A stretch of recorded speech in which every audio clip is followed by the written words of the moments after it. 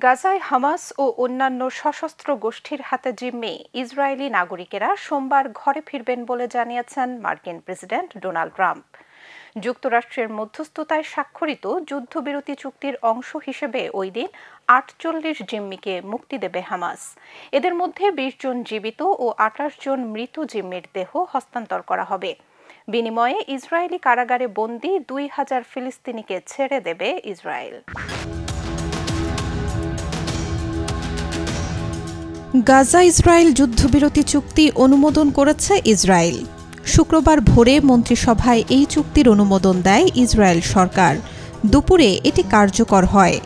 শান্তি চুক্তির শর্ত মেনে যুদ্ধবিরতি কার্যকর হওয়ার ৭২ ঘণ্টার মধ্যে সব জিম্মিকে মুক্তি দেওয়ার প্রতিশ্রুতি দিয়েছে হামাস। বিনিময়ে ফিলিস্তিনি বন্দীদের ছেড়ে দেবে ইসরায়েল এবং ধাপে ধাপে গাজা থেকে সেনা প্রত্যাহার করে নেবে।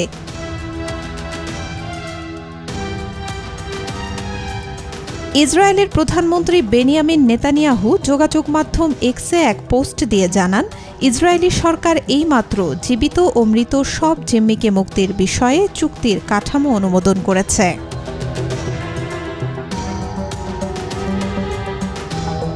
শুক্রবার রাতে হোয়াইট হাউসে এক সংবাদ সম্মেলনে ডোনাল্ড ট্রাম্প বলেন, সোমবার গুরুত্বপূর্ণ একটি দিন, কারণ এই দিন হামাস ৪৮ জন ইসরায়েলি জীবিত ও মৃত জিম্মিকে মুক্তি দেবে। বিনিময়ে ইসরায়েলি কারাগারে বন্দী ২,০০০ ফিলিস্তিনিকে ছেড়ে দেয়া হবে।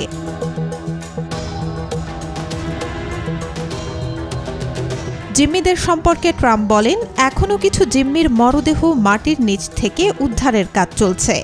জীবিত জিম্মিদের এমন কঠিন পরিবেশে রাখা হয়েছে যে খুব কম মানুষই জানে তারা কোথায় আছেন। আরও বলেন, এই সপ্তাহের শেষে কায়রো যাওয়ার পরিকল্পনা করছেন তিনি। যুক্তরাষ্ট্রে ফেরার আগে তিনি ইসরায়েলি পার্লামেন্ট নেসেটে ভাষণ দেবেন।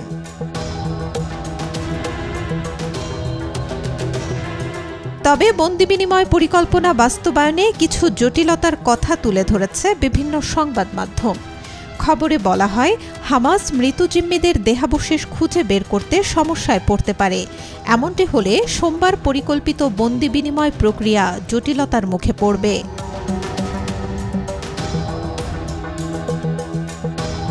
তবে যুদ্ধবিরতি ঘোষণার পর উচ্ছ্বাসে ফেটে পড়েন ফিলিস্তিনের নাগরিকরা। যুদ্ধবন্ধের খবর ছড়িয়ে পড়লে গাজার রাস্তায় নেমে আসেন সব বয়সী মানুষ। নেচে গেয়ে শীষ দিয়ে উদযাপন করেন ২ বছর ধরে চলা যুদ্ধের অবসানকে। এ সময় আল্লাহু আকবার বলে স্লোগানও দেন অনেকে। Desk report, B News 24।